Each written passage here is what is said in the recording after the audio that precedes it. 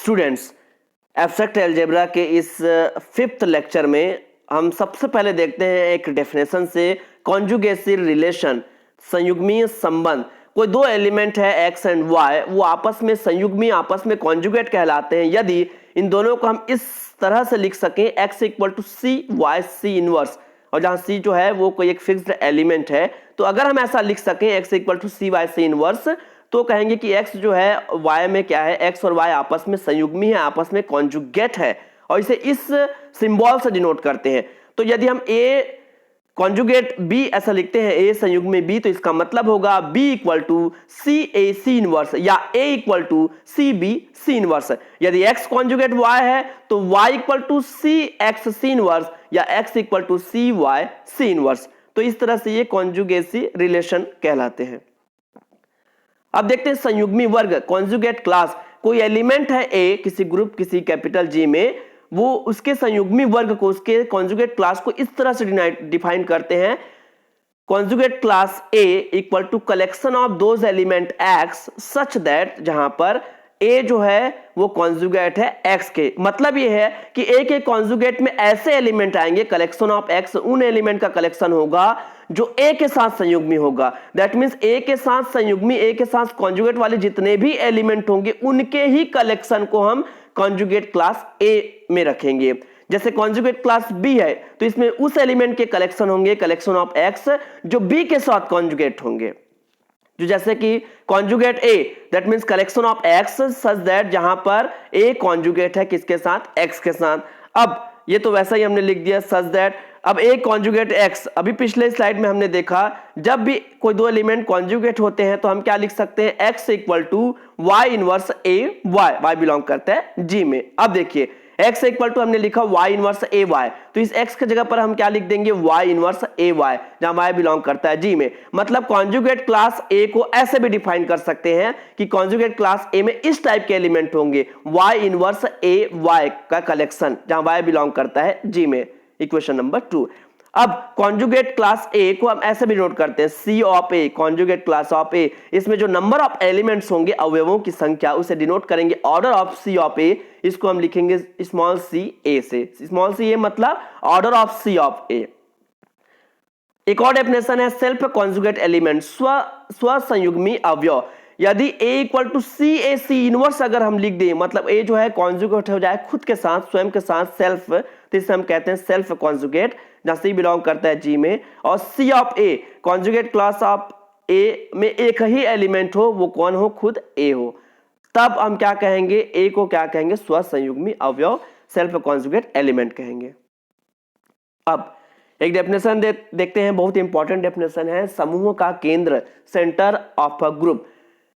तो कोई ग्रुप है जी, समूह जी, उनके वे अवयव, दोज एलिमेंट्स जो जी के प्रत्येक अवयव के साथ क्रम विनिमय नियम का पालन करते हैं, उनको हम कहते हैं समूह का केंद्र। ऐसे एलिमेंट का collection, collection of those elements which satisfy commutative law to all elements of G, G के सभी एलिमेंट के साथ कम्यूटेटिव लॉ को जो सेटिस्फाई करते हैं, उनके कलेक्शन को समूह का केंद्र, सेंटर ऑफ अ ग्रुप कहते हैं, और इसे हम डिनोट करते हैं Z ऑफ G से। दैट मीन्स मैथमेटिकली अगर हम लिखें तो Z ऑफ G क्या होगा, collection of those element small z such that, जहां पर z जो है वो कम्यूटेटिव लॉ को सेटिस्फाई करे, zx इक्वल टू x। ये क्या होता है, कम्यूटेटिव लॉ, क्रम विनिमय नियम, zx इक्वल टू xz, किसके साथ, for all x belong to g, g के सभी एलिमेंट के साथ कम्यूटेटिव लॉ को सेटिस्फाई कर रहा है कौन, z, उनके कलेक्शन को हम क्या कहते हैं, z ऑफ g। मेरा मतलब समझे आप, x for all x belongs to g, g के प्रत्येक अवयव के लिए सभी एलिमेंट्स के साथ कम्यूटेटिव लॉ को, क्रम विनिमय नियम को सेटिस्फाइड करने वाले एलिमेंट के कलेक्शन को हम क्या कहते हैं, centre of g, z of g। Example के लिए तो z ऑफ g में कौन बिलोंग करेगा, z ऑफ g में वो एलिमेंट बिलोंग करेगा जो g के सभी एलिमेंट के साथ कम्यूटेटिव लॉ को सेटिस्फाई करेगा। अब अगर हम लिखें y belongs to z of g, इसका मतलब y जो है सेंटर ऑफ ग्रुप का एलिमेंट है, मतलब y जो है वो g के सभी एलिमेंट के साथ क्या करेगा, कम्यूटेटिव लॉ को सेटिस्फाई करेगा। तो y belongs to z of g मतलब yx इक्वल टू xy होगा for all x belongs to g। अगर ए बिलोंग करता है जेड ऑफ जी में तो ए कम्यूटेटिव लॉ को सेटिस्फाई करेगा, X equal to X Y for all X belongs to G. जो भी जेड ऑफ जी में बिलोंग करेगा वो जी के सभी एलिमेंट के साथ कम्यूटेटिव लॉ को सेटिस्फाई करेगा। नोट करके हम दो महत्वपूर्ण चीजें यहां पर लिखेंगे। पहला, समूह का केंद्र जेड ऑफ जी जो होता है वो जी का एक उपसमूह होता है। Centre of group z of ji is a subgroup of जी, ये पहली बात। दूसरी बात, यदि ए बिलोंग करता है जेड ऑफ जी में तो इसका मतलब हमने डेफिनेशन में देख ही लिया है कि ए जो है वो जी के सभी अवयव के साथ क्रम विनिमय नियम का पालन करेगा। A will satisfy commutative law to all elements of G. अब देखते हैं डेफिनेशन। एक अवयव का प्रसामान्यक, नॉर्मलाइजर ऑफ एन एलिमेंट, कोई समूह जी, किसी ग्रुप जी का कोई एलिमेंट है ए, उसके नॉर्मलाइजर को, प्रसामान्यक को ऐसे डिफाइन करता है एन ऑफ ए से। एन ऑफ ए मतलब collection of x, collection of those element x such that, जहां पर x a equal to x. कहने का मतलब यह है, अगर हम ए का नॉर्मलाइजर देख रहे हैं तो ए के साथ जो क्रम विनिमय नियम का पालन करता है, यहां पर ए के साथ कम्यूटेटिव लॉ का सेटिस्फाई करता है x, x equal to x, x है इक्वल टू एक्स। तो इस एक्स के कलेक्शन को हम क्या कहेंगे, ए का नॉर्मलाइजर। नॉर्मलाइजर ऑफ बी मतलब उस एलिमेंट का कलेक्शन जो बी के साथ कम्यूटेटिव लॉ को सेटिस्फाई करता है। यदि जैसे हमने नीचे और क्लेरिफाई करने के लिए लिखा है कि एक्स बिलोंग करता है एन ऑफ ए, मतलब एक्स जो है वो ए के साथ कम्यूटेटिव लॉ को सेटिस्फाई करेगा। नीचे लाइन में लिखा है Z belongs to N of A, तो जेड क्या करेगा, ए के साथ कम्यूटेटिव लॉ को सेटिस्फाई करेगा। और एक महत्वपूर्ण बात कि नॉर्मलाइजर जो होता है एन ऑफ ए वो भी जी का क्या होता है, एक उपसमूह होता है। It is a subgroup of G. तो इन दोनों में डिफरेंस है थोड़ा सा। समूह का केंद्र का मतलब होता है, सेंटर ऑफ जी का मतलब जो जी के सभी एलिमेंट के साथ कम्यूटेटिव लॉ को सेटिस्फाई करे। लेकिन जिसमें पर्टिकुलर ए का प्रसामान्यक बोला है, नॉर्मलाइजर ऑफ ए मतलब केवल ए के साथ जो क्या है करे, कम्यूटेटिव लॉ को सेटिस्फाई करे, उनका कलेक्शन। अब एक क्वेश्चन देखते हैं। दर्शाइए कि किसी समूह जी का जो केंद्र होता है जेड ऑफ जी वो सदैव जी का प्रसामान्यक होता है। Z of ji is normalizer of G, यह ऐसा हमको, नॉर्मलाइजर नहीं, जेड ऑफ जी जो है वो जी का एक प्रसामान्य उपसमूह होता है। Z of ji is normal subgroup of g, ऐसा हमको प्रूफ करना है। तो सबसे पहले प्रूफ में मान लेते हैं जी कोई समूह है, suppose G is a group and Z of ji is a centre of group G. तो जेड ऑफ जी को हम कैसे डिफाइन करते हैं, collection of Z such that Z X equal to X Z commutative law for all X belongs to G. This is equation number 1। हम दर्शाएंगे कि हम क्या दर्शाएंगे, we will show that Z of G जो है वो जी का क्या है, प्रसामान्य उपसमूह है। It is normal subgroup of ji. Since अभी हमने पहले ही स्लाइड में देखा था नोट करके कि जेड ऑफ जी जो होता है वो क्या होता है, जी का एक उपसमूह होता है, ये हम जानते हैं। आप चाहे तो जेड ऑफ जी को जी का उपसमूह है ऐसा आप प्रूफ भी कर सकते हैं। जो उपसमूह का जो डेफिनेशन हमने देखा था उससे इसके आप इसे क्या कर सकते हैं, प्रूफ भी कर सकते हैं। और आप ऐसा लिख भी सकते हैं कि सिंस चूंकि जेड ऑफ जी जो है वो जी का उपसमूह होता है। अब इसलिए प्रसामान्य उपसमूह के लिए क्या दर्शाना होगा, उपसमूह तो ये हो चुका है, अब प्रसामान्य उपसमूह के लिए हमको केवल ये प्रॉपर्टी शो करनी है, क्या, G बिलोंग टू कैपिटल जी।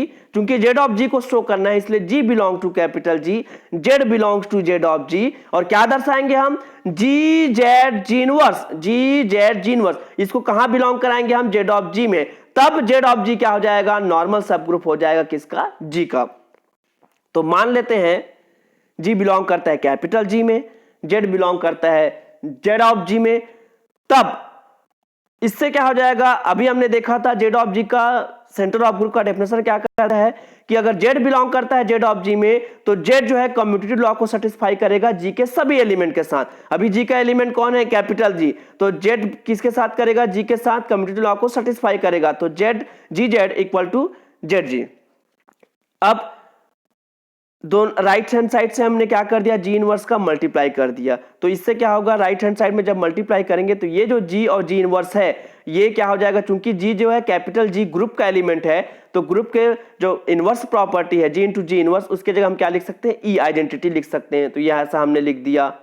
अब जेड इंटू ई, जेड इंटू ई क्या हो जाएगा, जेड हो जाएगा तत्समक नियम से, ये हमने लिख लिया since z into e equal to z. आप यहां पर ऐसा भी लिख सकते हो तत्समक नियम से, बाय आइडेंटिटी लॉ। तो जेड इंटू ई की जगह हमने जेड लिख दिया। अब ये जो जी जेड जी इनवर्स आ चुका है, इसकी वैल्यू क्या आ गई, जेड। और जेड किस में बिलोंग करता है, जेड ऑफ जी में। ये हमने माना था Z belongs to Z of G, तो इसकी वैल्यू ये जेड बिलोंग किया जेड ऑफ जी में, मतलब जी जेड जी इनवर्स किस में बिलोंग कर गया, जेड ऑफ जी में। हमको क्या शो करना था, यही तो शो करना था कि ये जो वैल्यू है जेड ऑफ जी में बिलोंग करता है। तो इससे क्या पता चलता है, इससे पता चलता है कि जेड ऑफ जी जो है वो जी का एक नॉर्मल सब ग्रुप है।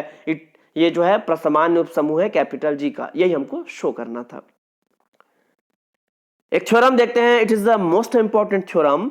मान लेते हैं जी कोई परिमित समूह है, कोई फाइनाइट ग्रुप है, मतलब उसमें नंबर ऑफ एलिमेंट्स फाइनाइट होंगे, और जी में कोई एक एलिमेंट है ए, उससे संयुग्मी अवयवों की संख्या जो होगी, एक के साथ जो भी कॉन्जुगेट जितने भी एलिमेंट होंगे ए से कॉन्जुगेट, उनकी जो संख्या होगी नंबर ऑफ एलिमेंट्स, वो जी में ए का जो प्रसामान्यक हो गया नॉर्मलाइजर एन ऑफ ए, उसका सूचक होता है। मतलब सीधे शब्दों में कहे तो जी में ए से संयुग्मी अवयवों की संख्या, उसको किससे डिनोट करते हैं, सी ऑफ ए से। ये किसके इक्वल होगा, जी में ए के प्रसामान्यक का सूचक, मतलब जी में ए का प्रसामान्यक मतलब ए का नॉर्मलाइजर एन ऑफ ए, उसका सूचक होता है। That means order of g by order of N a इसके इक्वल होता है। तो ये हमको प्रूव करना है। तो सबसे पहले तो मान लेते हैं कि माना जी कोई परिमित समूह है, let capital G be a finite group and C of A conjugate class of A कैसे डिनोट करते हैं, collection of X inverse A X इस फॉर्मेट में होता है इसका एलिमेंट, सच दैट जहां एक्स बिलोंग करता है जी में। ये क्या है, ए का संयुग्मी वर्ग है, ए का क्या है, कॉन्जुगेट क्लास है। और एन ऑफ ए की भी आवश्यकता है, तो और एन ऑफ ए क्या होता है, कलेक्शन ऑफ एक्स, जहां ए एक्स इक्वल टू एक्स ए हो जाएगा नॉर्मलाइजर ए, मतलब ए के साथ कम्यूटेटिव लॉ को सेटिस्फाई करने वाले कलेक्शन एक्स जो ए का प्रसामान्यक है। और जी बाई एन ए विभाग समूह, इसको कैसे लिखते हैं, जी बाई एन ए को एन ए इंटू एक्स, जहां एक्स बिलोंग करता है कैपिटल जी में। अब मान लेते हैं कि जी बाई एन ए में दो एलिमेंट लेते हैं। अब जी बाई एन ए के एलिमेंट किस फॉर्मेट में होते हैं, एन ए इंटू एक्स के फॉर्मेट में होते हैं। तो हमने दो एलिमेंट लिया, एन ए इंटू एक्स और एन ए इंटू वाई, ये दो एलिमेंट हमने लिया इससे इस प्रकार, सच दैट दोनों को हमने क्या ले लिया है, इक्वल ले लिया है। अब यह ऐसा हम जानते हैं सिंस कि एच एक्स इक्वल टू अगर एच वाई होता है तो एक्स इंटू वाई इनवर्स ये किस में बिलोंग कर जाता है, कैपिटल एच में। तो ये जो एक्स इंटू वाई इनवर्स जो है वो किस में बिलोंग कर जाएगा, एन ऑफ ए में बिलोंग कर जाएगा।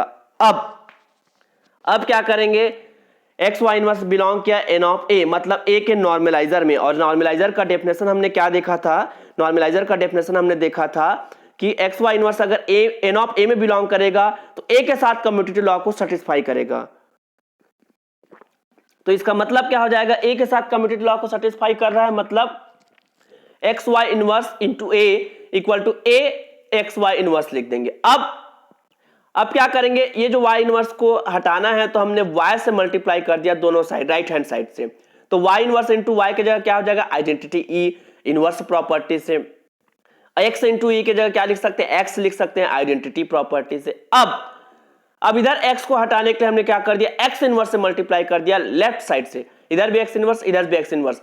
x इनवर्स x के जगह पर हम क्या लिख सकते हैं, इनवर्स लॉ से e लिख सकते हैं। क्यों, क्योंकि x जो है वो g का एलिमेंट है, समूह का एलिमेंट है। समूह जो है चार प्रॉपर्टीज को सेटिस्फाई करता है, उसमें इनवर्स प्रॉपर्टी है। e इंटू वाई इनवर्स की जगह हम क्या लिख सकते हैं, वाई इनवर्स तत्समक नियम से। तो ये जो वैल्यू है y inverse a y equal to क्या आ गई, एक्स इनवर्स ए एक्स आ गई। अब ये क्या शो करता है, हमने इससे दो एलिमेंट लिए थे ये, और ये किसका एलिमेंट आ गया, ये सी ऑफ ए का एलिमेंट है। ये यहां पर देखेंगे सी ऑफ ए का एलिमेंट है ये।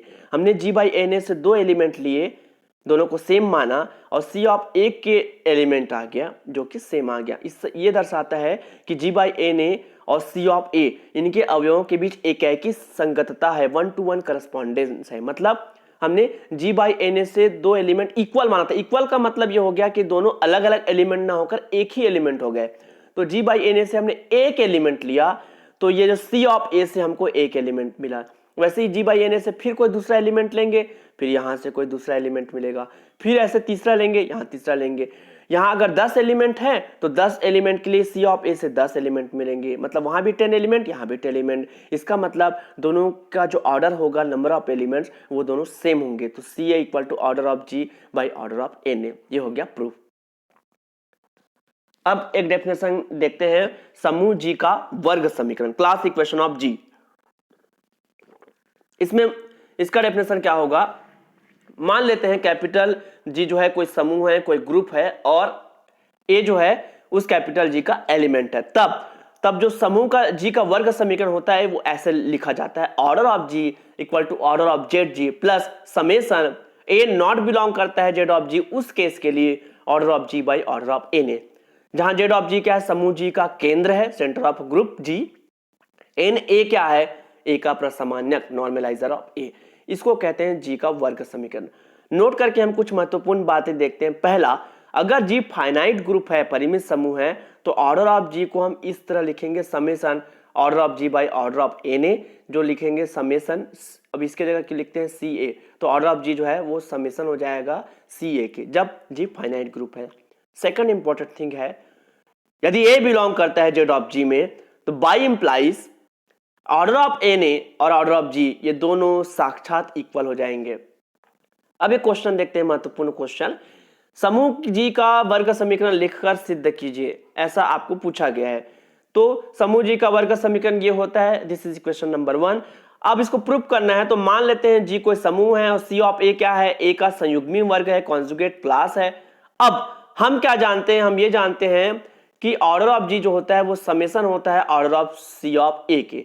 अभी हमने यहां पर देखा था जी कोई परिमित समूह होगा तो ऑर्डर ऑफ जी जो है वो इस समेसन सी ऑफ सी ए मतलब ऑर्डर ऑफ सी ऑफ ए के इक्वल होता है, तो हमने ऐसा लिख दिया समेसन सी ए।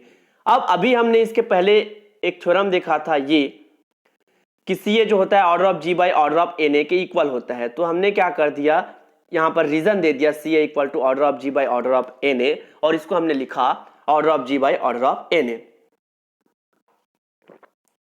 अब हम क्या करेंगे, इसको दो पार्ट्स में अलग कर देंगे। कैसे, जब ए बिलोंग करता है जेड ऑफ जी उसके लिए हमने इसको अलग कर लिया, प्लस जब ए नहीं बिलोंग करता है जेड ऑफ जी में उसके लिए हमने इसको अलग कर दिया। अब देखिए, सिंस ए जब बिलोंग करता है जेड ऑफ जी में, तो हम क्या जानते हैं, order of N A equal to order of G होता है। यहां पर हमने नोट करके लिखा था ये, तो ऑर्डर ऑफ एन ए जो है ऑर्डर ऑफ जी के इक्वल होता है, तो इस ऑर्डर ऑफ एन ए के जगह हम क्या लिख सकते हैं, ऑर्डर ऑफ जी। ये ऑर्डर ऑफ जी के लिए क्या हो जाएगा 1, और ये वैसा एज इट इज हो जाएगा। अब देखिए इसका मतलब क्या है, इसका मतलब ये है जब ए बिलोंग करेगा जेड ऑफ जी में तो 1 लिखेंगे, फिर समेशन मतलब प्लस लगेगा, फिर कोई एलिमेंट बिलोंग करेगा जेड ऑफ जी में फिर +1, फिर कोई एलिमेंट बिलोंग करेगा जेड ऑफ जी में फिर +1। मान लो जेड ऑफ जी में 4 एलिमेंट हैं, तो फर्स्ट एलिमेंट के लिए 1 लिखेंगे, सेकंड एलिमेंट के लिए +1 मतलब 2, थर्ड एलिमेंट के लिए फिर +1 दैट मींस 3, फोर्थ एलिमेंट के लिए फिर +1 मतलब 4। तो जेड ऑफ जी में जितने एलिमेंट हम लेते जाएंगे उतने 1 ऐड करते जाएंगे, दैट मींस जेड ऑफ जी में अगर 11 एलिमेंट हैं तो यहां पर क्या आ जाएगा 11 आ जाएगा, मतलब ऑर्डर ऑफ जेड जी आ जाएगा। मेरा मतलब समझे आप, ए बिलोंग करता है, जितने बार ए जेड ऑफ जी में बिलोंग करेगा उतने बार हम 1 1 1 1 काउंट करेंगे तो वो ऑर्डर ऑफ जेड जी के इक्वल हो जाएगा। ये वैसा ही है, यही समूह जी का क्या है, वर्ग समीकरण है। यही हमको क्या करना था, प्रूफ करना था। तो आज के लेक्चर में इतना ही।